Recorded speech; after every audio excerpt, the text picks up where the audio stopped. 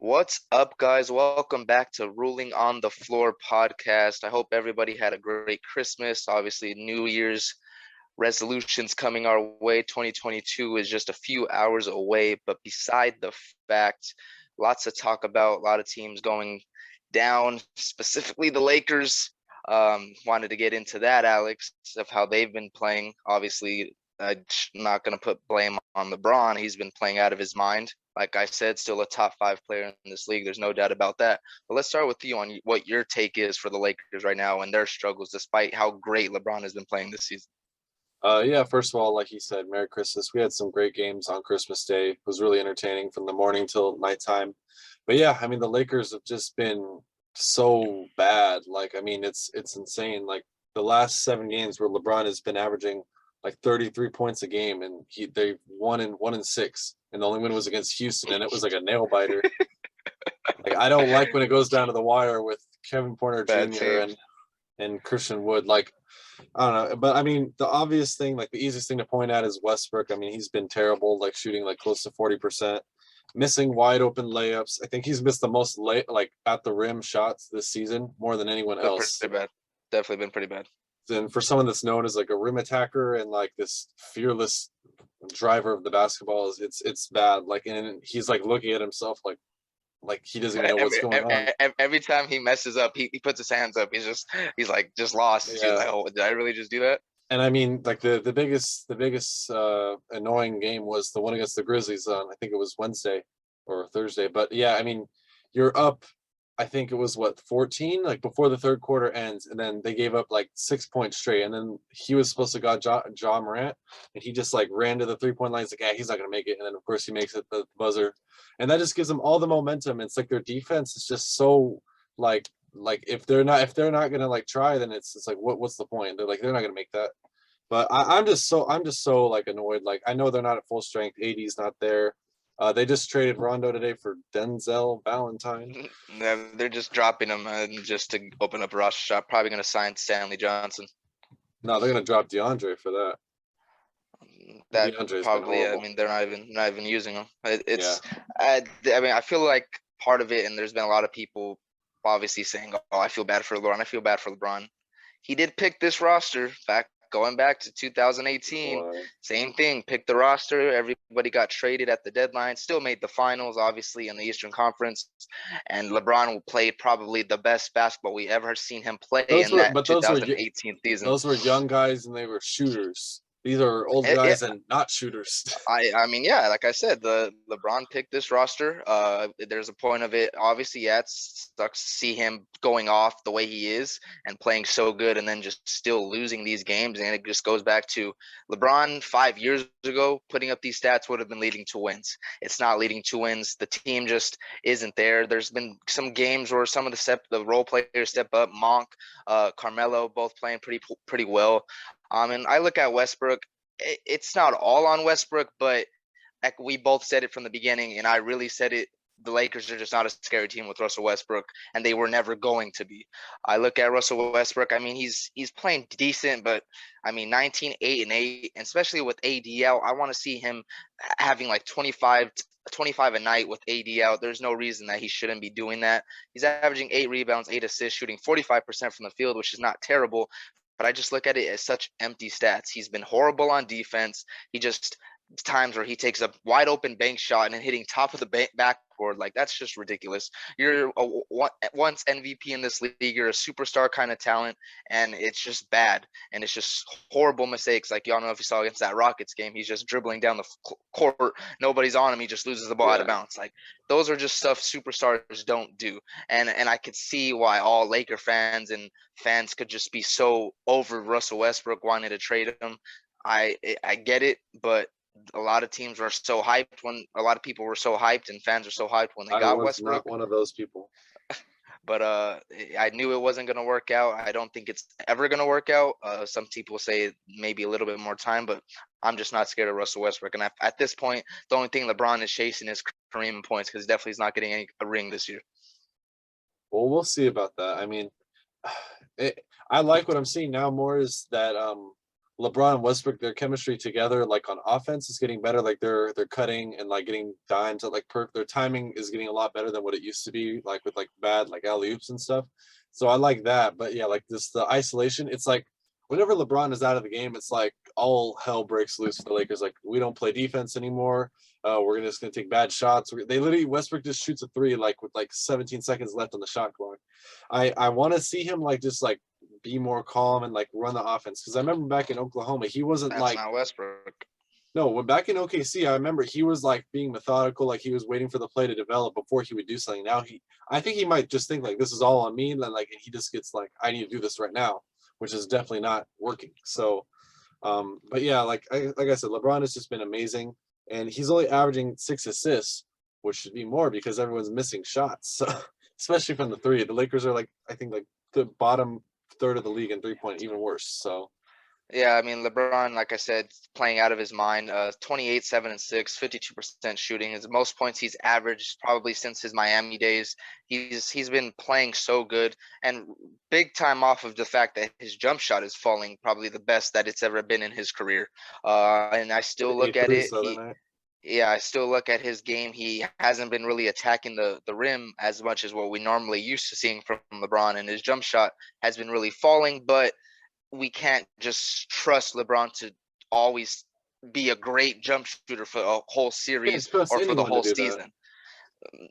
Yes, you can. That's pretty Even ridiculous. But even even Curry sometimes he does have bad series. Like it's not like you can trust him 100% with the jump yes, shot. but you if you came down to it, you're trusting Steph Curry to shoot good in big time moments. But that besides the case, LeBron, like I said, has been playing well, but his defense isn't really that great. We can't just completely blame everybody else. His He's defense having isn't to really play. good. He's having to, unless the team across from them is playing two bigs. He's playing center most of the time. They only That have they choose to play him at center. The only time they really played him at center was against the Rockets because he had went up against Christian Wood, who's more of like a no stretch 3 or 4. He's not when really a center. when against the Grizzlies when they had Steven Adams and Jaren Jackson in, they had Dwight in, but when it was just Jaren Jackson, they had LeBron guarding him, which is Yeah, because really Jaren Jackson isn't really that big. oh yeah 6'11". He's Ricky Rubio Jaren size. Jackson is a guy who doesn't play bully ball. So if he plays up against a center who doesn't play bully ball, then yeah, he's going to be able to guard him because of how strong he is. But if you put him up against Cat, and we saw it against the Timberwolves, you put him up against Joel, you put him up against Jokic, even against Giannis, he's not guarding them in the paint. They're too big, they're too smart to be able to guard those guys. But he definitely could guard those undersized bigs like a Jaren Jackson Jr., like a Christian Wood, because those guys don't rely on bully ball. They rely more on skill, shooting the outside shot, and all these centers believing that they're amazing 3-point shooters, which is obviously not the case. But I look at the Lakers more of I I don't think know what Dwight's their like plan is. 70% this year.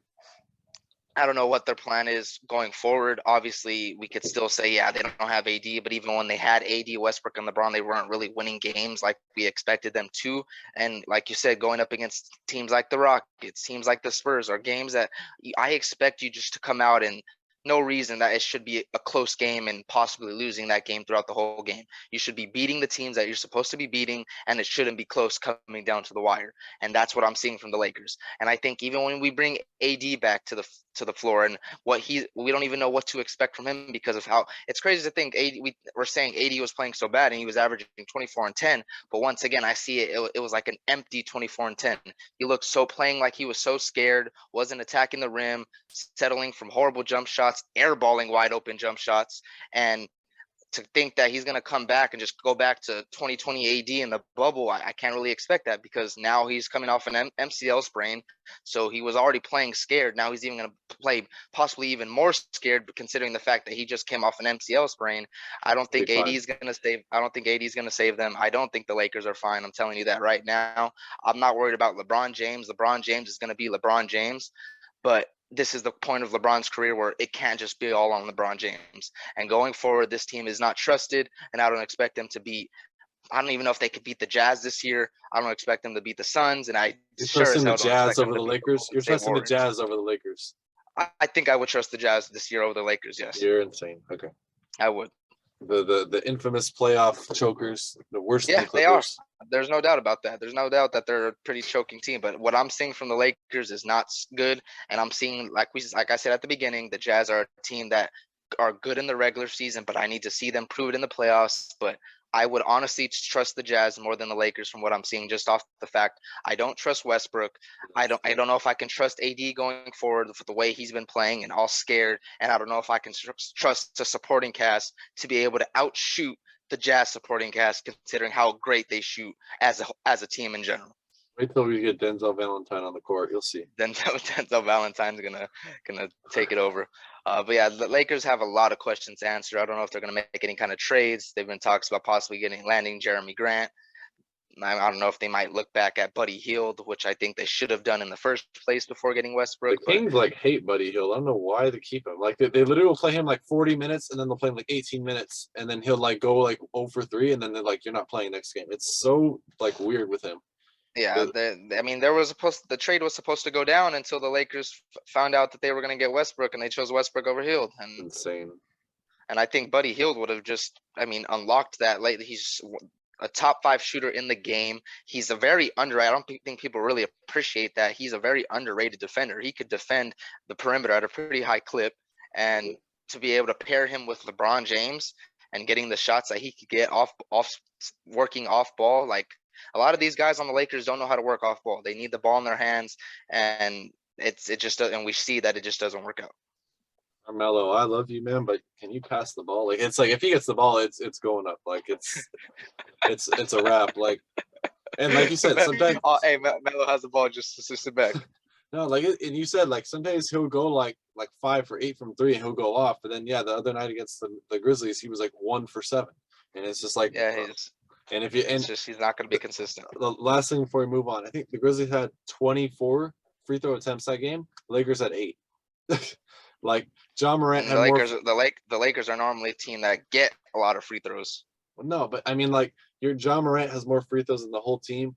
I mean, that shows 2 things: that like the Lakers can't defend and they're fouling, and then that means they're not attacking the basket either when they're not getting foul calls. So I mean, yeah, because they don't have anybody that could really attack the basket. Westbrook's been the only consistent guy attacking the basket, and he just looks so out of whack that it's hard to want to give him a call, because it's like, what the heck? That just looked horrible. We're not going to give you a call. LeBron, when he can get to the rack, obviously there's been talks about refs limiting calls for guys like LeBron and Steph Curry, which I think is pretty ridiculous. LeBron does get fouled a lot, but then there's times he does cry and doesn't get fouled and he wants the foul, but he hasn't been driving to the basket a lot, so he's obviously not going to be seeing a lot of.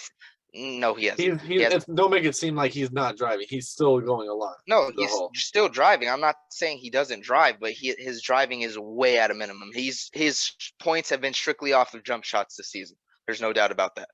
And he's been shooting at an amazing clip, probably the best I've ever seen him shoot. And that's a very great thing, because that just shows the evolution. LeBron has his game just evolution every single season. He gets better. Yeah. No, he's still I'm over here talking good about LeBron, and then you're over here trying to make it an argument. He's still driving to the hole. Like, watch the games. He's still driving. He doesn't really drive to the hole that much, and then if he does, it's like there's been times where I see him have a nice spin move to the lane, and he settles for a step back jump shot. It goes in, but I'm like, LeBron, what the hell are you doing? That's a easy layup for you. But I think these past few games, he's actually been getting to the hole a lot more. But at the first 20, 25 games, we were seeing a lot of jump shots from LeBron, a lot. I don't know if that's going to continue, but we'll see. Well, I mean, I think Lakers will definitely pick it up. I mean, I don't see LeBron putting up with this nonsense for much longer. So, I think they should be thankful that they're even they're still the 7th seed, sitting at 17 and 19. LeBron James has requested a trade to the Cleveland Cavaliers. Yeah, I think they're 17 and 19. They're lucky that there's a lot of teams that are just underperforming this year. Because man, the Warriors, when they were 2 games behind last year, they were like the 10th seed. So, but I don't know if they're gonna pick. I think they're gonna be good. They're gonna make the playoffs. I'm not questioning that, but they're not gonna have a great record. I can see them maybe winning like a good 40 games in the 40s, but there's not much I'm seeing from the Lakers, and I'm not really too scared of the Lakers. Like I said, LeBron's going to be LeBron, but I'm not worried about the other Lakers. Simple as that. But let's move on. I wanted to talk about another few of the top teams, obviously, in the league right now, going in the Eastern Conference and the Western Conference. We'll start with the Eastern Conference, Alex. Obviously, the Bulls have just tied for the best record in the East, obviously playing out of their minds. DeMar DeRozan and Zach LaVine just excelling their expectations of what people thought. Everybody was saying DeMar was one of the worst signings in the offseason. What do you think about that and how good they've been playing? Yeah, I mean, DeMar, he didn't even have that good a game today. He shot like 35%, but yeah, he had that weird That freaking floater three for the win. game winner. Yeah, so I mean, yeah, I mean, it's when you have those guys that can pretty much outscore anybody. Obviously, Vucevic, people like forget he exists. Like he's that Facts. So good. there's sometimes I believe I'm like I'd be looking. I'm like Vucevic on the Bulls. I could be forgetting sometimes, but like he's just like not. I mean, I wouldn't say he's an outcast, but we're just all I see is just Levine and DeMar. Every single time the Bulls win, it's Levine DeMar. But it's like it's never Vucevic had the big game or something like that. It's just Levine DeMar. Yeah, And I think Vucevic hasn't even been playing that great this year. That's probably because yeah. why he hasn't been getting as much recognition. Yeah, he's averaging 16 and 11, which is still really good. But I mean, yeah, when you have two guys that take at least 20 shots a game, and you get that, that's pretty efficient. Yeah, I mean the same thing with the Bulls. I mean, it's just like, do you see them really being the Bucks or the Nets in the playoffs? Bucks probably not. Nets, they've had the Nets number this year, and Regular before I mean season doesn't we're mean gonna anything. talk about the Nets, and yes, regular season doesn't mean anything. We will talk about the Nets, but the Bulls have had the Nets number this year. They obviously shown and proven that they could outscore any teams, and like what I said at the beginning of the season, I want to see what they can do on the defensive end. They're not really a really good defensive team. They outscore opponents, and that's great, but defense is going to be a huge part in winning a championship. It's not really often you see teams with the under top 10 defense winning a championship. I look at how good DeMar DeRozan and Zach LaVine are playing. Both of them are averaging 26 points per game, shooting both 50% from the field. That is insane. And that's ridiculous to think that they could be shooting so efficiently and averaging the same amount that they are. And then you look at Lonzo Ball, he's been playing a little bit better recently. And obviously Most improved player. Vucevic Vucevic picking it up a little bit, but their offense is rolling. There's no doubt about that. And that's where we look at the Kobe Nets. The White's been Nets aren't picking it up really too. a great defensive team. So if it came down to it, it's just going to be okay. Who's going to be better on the offensive end? That's what it's going to come down to. And like I said before, the Nets are very vulnerable when they don't have that big three playing. Obviously, like I said, we're going to get into the Nets. Kyrie Irving making his return, but the Bulls have proved a lot. They're looking like I said, they're first place in the Eastern Conference. They definitely have a lot to prove, but they're a very good team, and they could shock some teams come playoff time. I think the best case scenario is they might get lucky with the scheduling and they might play like the Cavs in the first round or something like that, or like someone easy, and maybe they'll shock someone in the second round. But yeah, I do not see them beating. I can see them beating Philadelphia because Philly loves to mess up, but they're not beating the Bucks or Nets. If you ask me, that's how it's gonna happen.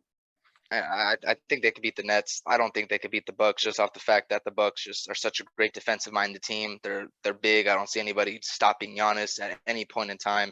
And they don't really have like a really takeover defender. And like you look at their team, Lonzo's their best defender. Is Lonzo really going to be your trusted best defender come playoff time? No, it's just not going to happen. Oh, So there's definitely some things to worry about for the Bulls. Other than that, I think they're playing amazing. They have a top five offense, in my opinion, in this league. There's no doubt about that. But there is questions that they have answered with their defense going into playoffs. But we still have a lot of time to go into that. But they're doing really good right now, and I'm glad to see DeMar and Levine doing what they're doing this year. Both definite all stars, possibly even starters this year. yeah. Moving on to the biggest news in the last week, the Brooklyn Nets just announced that they will be allowing Kyrie Irving to play in the away games for them. Insane, Yeah, insane. so they caved in. Kyrie won. He made a stand.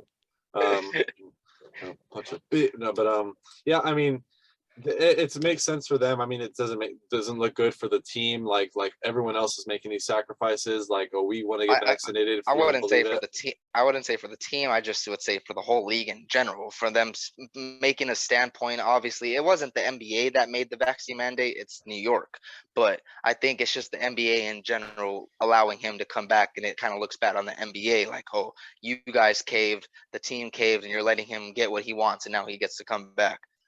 But it's obviously they'll say, oh, because of COVID protocol, okay, then go sign a 10-day. You don't need to bring Kyrie Irving back and just reward him for not being vaccinated if that's what they say you need to do.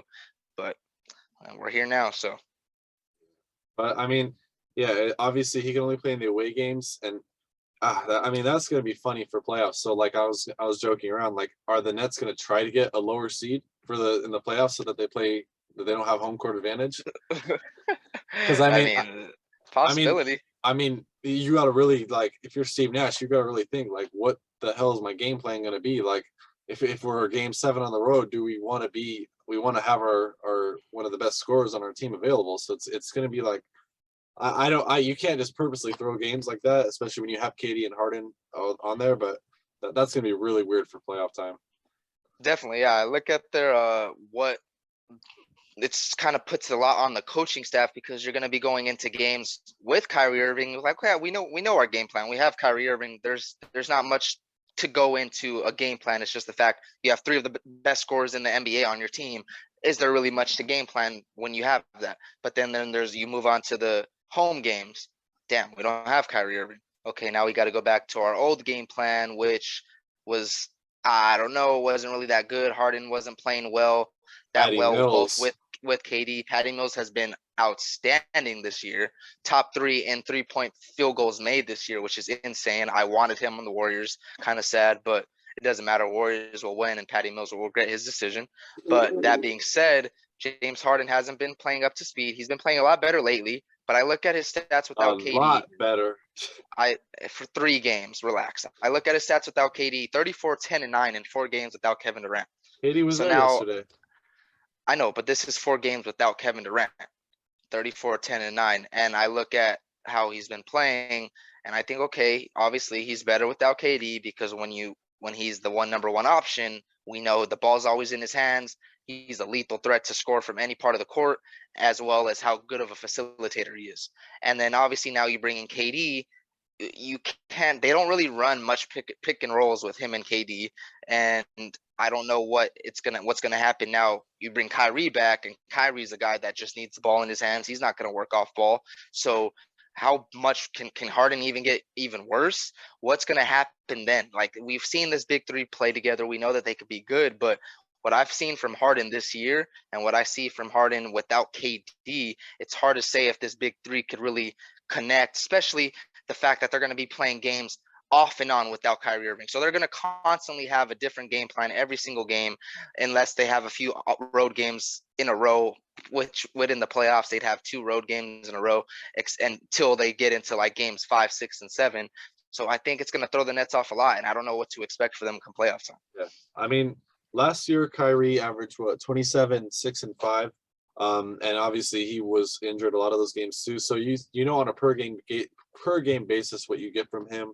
But I mean the combination of those three, I mean they got the Celtics in 5, I believe, right in the first round last year. Oh, And then yes. they were up 2-0 on the Bucks. So and before he got hurt. So I just yeah, I really am gonna be confused what's gonna happen because I think they'll win the first round easy, especially if it's someone easy, like I said, the Cavs, because they're gonna probably be the 7th, 8th seed. It definitely would be fun if the Sixers managed to squeeze out like maybe like a 7 or 6 seed, and the Nets were to drop to like a second or third seed, and they met up in the first round. Obviously, all that chipping around that happened last game. Joel will talk, and him and KD were going at it, so that was pretty fun. That'd be a fun series to see. Kevin doesn't. Yeah, but so I was gonna say, like, if you had to bet, like, at the beginning of the season, who do you think would play first, Ben Simmons or Kyrie? I think I would have said Ben Simmons, which I we probably still would don't, have said Ben Simmons. we still don't know. Maybe Kyrie at this, like, right before he's about to play, just be like, yeah, I don't want to play until I can play every game. Like, you Yeah, don't know what you that's get just from him. that's just something Kyrie would do. So But yeah, it's tough. It's tough, and I look at their talking about a different game plan, and I think it throws them off a lot. But he's Kyrie Irving, like I said, one of the best scorers in the league. So it's like you said, you know what you're gonna get from him. You know how great of a scorer and what he brings to an offense. But I just don't know how it's gonna work with the big three, because then it's like Harden one game is gonna be like, okay, now I gotta take a back seat because I have Kyrie playing. And then the next game, okay, Harden, we want you to drop 30 because we need you to drop 30 for us to win this game. So it's like, okay, Harden has to juggle so much things. KD is going to be KD. He's the number one option, best player. There's no doubt about that. So he's going to get his touches. But then I look at Harden and Kyrie. They're going to be mixed up. Harden has to switch his play style every time Kyrie plays versus when he doesn't play. He has to be a facilitator. Oh, I not want you to be a really. scorer. There's a lot of things that I think Harden Harden is what we need to look at when Kyrie comes back, because I think there's a lot of asking from him on what to expect from him going forward. Yeah, and also Joe Harris is supposed to come back soon, so another 3-point weapon. That would be him and Patty Mills. That's gonna be nasty. Yeah, so if you're gonna in the playoffs run that lineup, so it would be what, KD, Kyrie, Harden, Joe Harris, and Patty Mills. You know, that's no, I don't know, because that would make KD play the 5. I don't think that's gonna work out. Yeah, they but probably have to start LaMarcus Aldridge or Nick Claxton. Yeah, but I mean, if it depends on who you're playing. Like if it's the Sixers, yeah, but I mean, I think against the Bucks, that's something they would do, because the Bucks would like to have If they go Giannis against the there. Bucks, they're not gonna. I don't know what the Bucks are gonna do with their 5, if it's like DeMarcus Cousins or something like that. But Giannis is just Bobby too big for Portis. KD. KD was never guarding Giannis. And obviously Giannis didn't guard KD. But if Blake Griffin. KD can't take a back seat on the defensive end, because then he's going to be too tired on the offensive end if he has to worry about That's what you guarding got Giannis. Harden and Kyrie for. Yeah, but we saw what happened with that last year, and it just didn't work out, and they ended up losing a 2-0 lead and lost the series. Because you didn't have Kyrie and a healthy Harden, whatever. Yeah, but you said that the Bucks still would have won even if Kyrie played. I'm just Didn't saying you that. not? I'm just saying that's the facts. I'm just saying I don't know what would have happened, but I think that's what was the right outcome. You said the Bucks would have won even if Kyrie still played. That's exact. I have those words. I have the receipts. Don't make me bring up the receipts. No, I'm not. Let's move on to the. I'm not saying it's different, but I'm just saying it would have been. Those are the facts, that they didn't have Kyrie and a healthy Harden. But we'll see. Okay, we'll see. We'll go forward. But moving on, we'll talk about the Bucks a little bit. 3rd seed. They've been sitting at that 3rd seed for pretty much most of the season. Obviously, battled COVID throughout the early in the year, but they're back on track. But Giannis is playing out of his mind. 27, 11, and 5, shooting 53% from the field. Drew Holiday has, I think, really been playing really good. 18, 6, and 5, shooting 50% from the field. Middleton has kind of still been picking it up a little bit. He's been a little off and on, but these last few games he's been a lot better.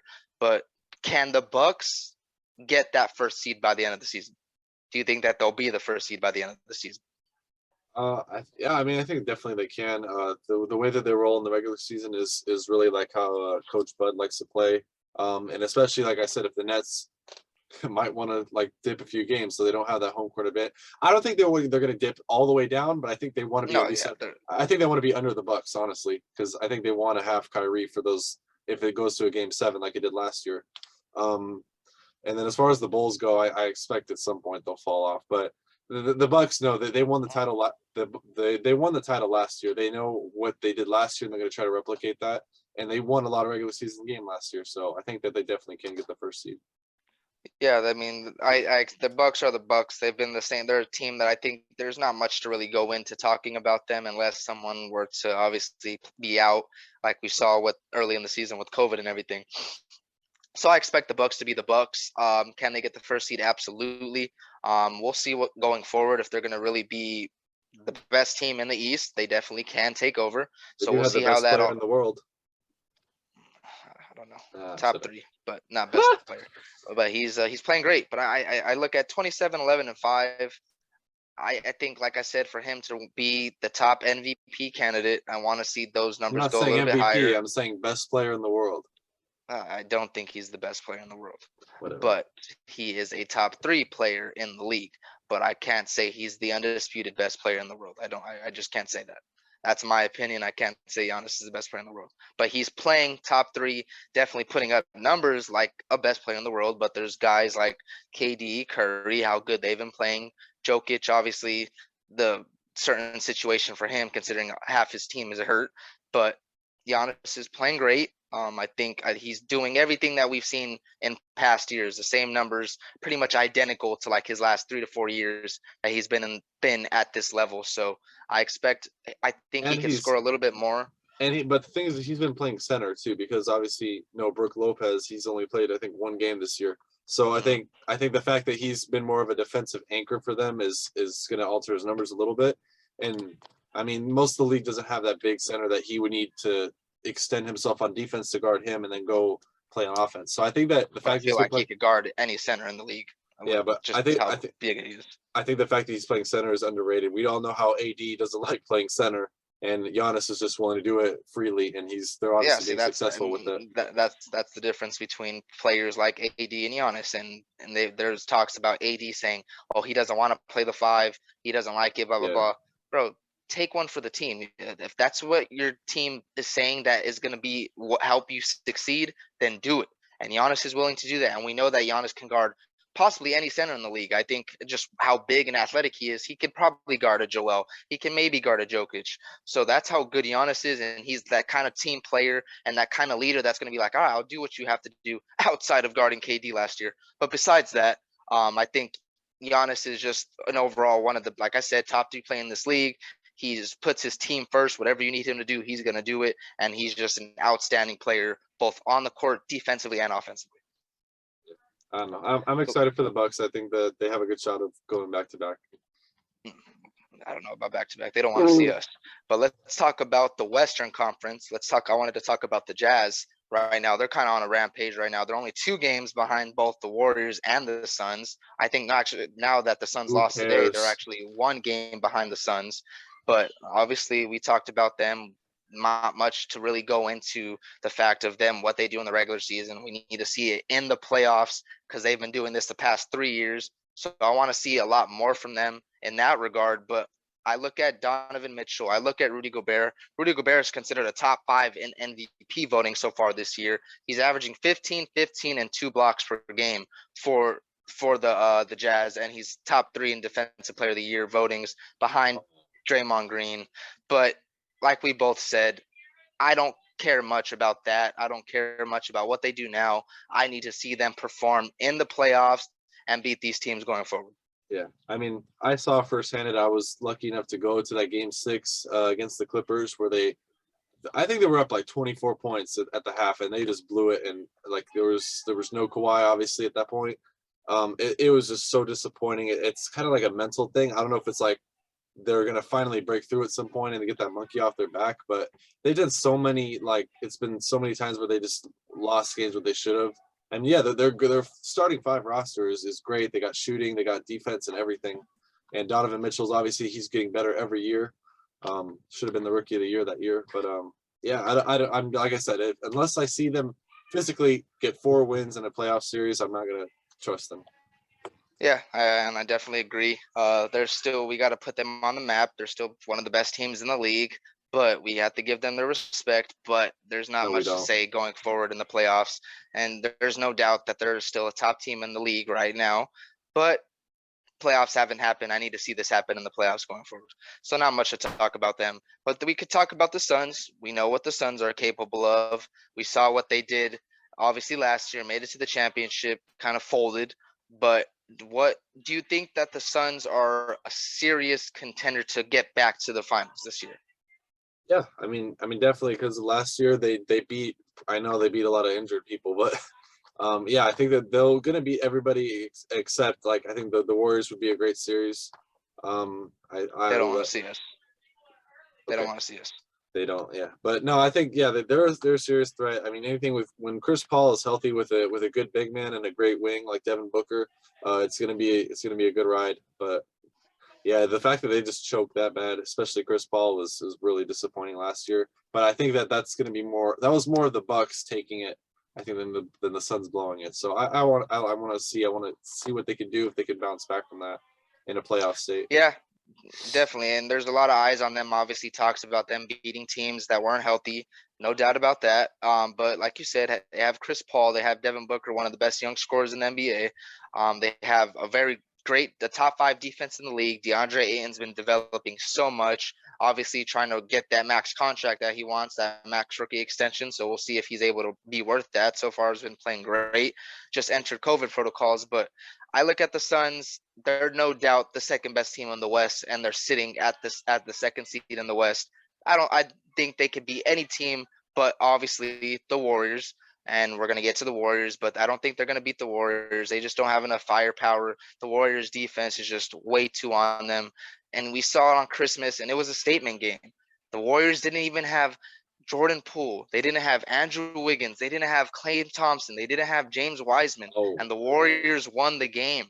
That is going forward. I Otto don't think Porter went off. Thank you. Okay, that was Otto, the story of the game. exactly. The guy who you said wasn't going to be much help to us this year took over that game and helped Okay, us win yeah. that game. And How has even Bielitsa been? and Steph Curry shot horribly that game, and we still won. And it's just I don't think that they match up enough to be able to beat us. Chris Paul has been great. There's no doubt about that. But when we have a fully healthy squad, we have the Defensive Player of the Year, an MVP candidate in Steph Curry, Klay Thompson coming back. If we could see him be 100% come playoff time, and they're already saying right now in his scrimmages that he's looking great, they're not going to beat the What are they gonna Warriors. say? What are they gonna say? He's looking not good. Like, of Well, course I they're gonna mean, say they're that. no, they wouldn't. If they felt okay, if Klay Thompson was playing like ass in scrimmages and the games with the Santa Cruz Warriors, are always going to be like, okay, Klay Thompson hasn't been looking like Klay Thompson, so we're gonna bump up his wait time to about another 15 days to a month. They're not going to just lie about that. And all the teammates have been saying he's itching to get back. He looks great. He's jumping up. He's dunking, shooting, obviously shooting the lights out. There's no question about that. Obviously, it's just the worry is, okay, can he come back to be as elite on defense as he once was? But Hell no. the Warriors are the complete best team in the league. There's no question about that. Steph Curry got his December out of the way. Normally, December has been like his worst month statistically in his career, and we saw him go through the worst slump of his career. So I expect him to hopefully break out of that, start getting those numbers back up, and it's just going to be over for everybody in the league once it comes down to that. So, like we said, obviously talking about the Suns, the Warriors now have Klay Thompson coming back. It's only a matter of time before we get the tweet saying Klay Thompson Achilles is probable to play in this game. I'm gonna cry. I think the whole NBA fan base. I mean, Klay Thompson's just a guy you can't even hate, even if you want to be a hater in the Klay NBA. Thompson has requested a trade. Klay Thompson is just a guy you just have to give his respect. You give him respect. You know how good in it. And even as a fan, even if you hate Klay Thompson with your guts, there's just no reason you should hate on a man that had two injuries like that and hasn't been able to play basketball in 900 days. It's like, damn, like you just want to be happy about that. Like that's just something you like. It's like, oh my God, he's finally gonna play. The fans at the Chase Center are just gonna erupt when he hits that first 3-pointer. So I don't know what to expect for other teams. The Warriors already playing like the best team, and they don't even have him. They don't have James Wiseman. There's been a little bit of backup for James Wiseman. He's been struggling with his rehabilitation, so I don't know what to expect from him. And when his comeback was supposed to come, he should have been coming back a long time ago. So I don't know what the hell's going on with that. But what are your thoughts? Because I obviously know you're a Warriors hater. You don't want to see us win. Unfortunately, I'm sorry, but we are. But what do you see from them, and how much of a threat are they in the West to be able to make the finals again this year? Yeah. I mean, like you said, the surrounding pieces have had really good games. It's not like consistent. It's like some days it'll be Otto Porter, some days it's Jordan Poole, some days That's it was just our depth right there, son. yeah. The other day was Wiggins. So I mean, it's not like you need all of them to go off at the same time to win games because yeah, Curry has been really not efficient the last month or so. But yeah, I mean, it's like it's going to be tough to beat. I'm not going to lie, but like they do have little uncharacteristic losses. Like they should have got blown out by the Nuggets. They came back, but that little That was a crazy loss. game. Yeah, and Iguodala just went for the win. I want Iguodala. Yeah, That Max Kellerman didn't sleep after that. yeah, so I mean, those late game situations, those are something that you want. Like if Curry took a three and missed it, I mean, like whatever. But like the fact that they didn't have the right communication on there is kind of a little bit troubling for me. Well, I Because mean, it's just the fact that they double Steph.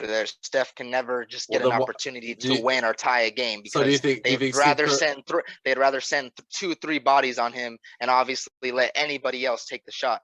Other superstars in this league, whether it's LeBron, whether it's Dame, they have all kinds of opportunities one-on-one to get a game winner on. But when it's Steph Curry, they immediately send another body, and he's forced to have to give it up and Okay, rely on okay. Iguodala or Draymond Green winning the game for them. Okay, so you're saying, do you think the plan, the thing was, all right, Steph is going to get doubled. We're going to pass it to Iguodala for the win. No, like Well, I mean, there's obviously they have that in their head, like, okay, Steph, obviously we might want to run a play for you, but most likely we're not even going to be able to get you the ball because they're going to send 2 3 guys to you, like we've seen in multiple occasions. He's never really gotten a chance to get good shots off in the clutch because they'd rather send anybody else to shoot the ball besides him. There's no doubt question about that, but when you get a Klay Thompson back and we have a full team that we will in hopefully in the next month or two, you can't do that. You can't go double Steph Curry because then okay, Klay Thompson sitting in this corner, Jordan Poole sitting in this corner and proving to be a guy that you could rely on to hit those jump shots. Andrew Wiggins having a career year in shooting 48% from the field, 42% from three, and now he gets Klay Thompson back. Now he even is going to get even more open shots than he's already getting, while being the all defensive team player that he's been. There's been talking about trying to get him into the All-Star game. Oh, I'm come not going to on. be super biased. I'm not going to say he deserves an All-Star spot. He's no doubt putting up amazing numbers while being one of the best defensive players in the league this year. There's no question about that. But and then you look at Draymond Green, just how great he's been.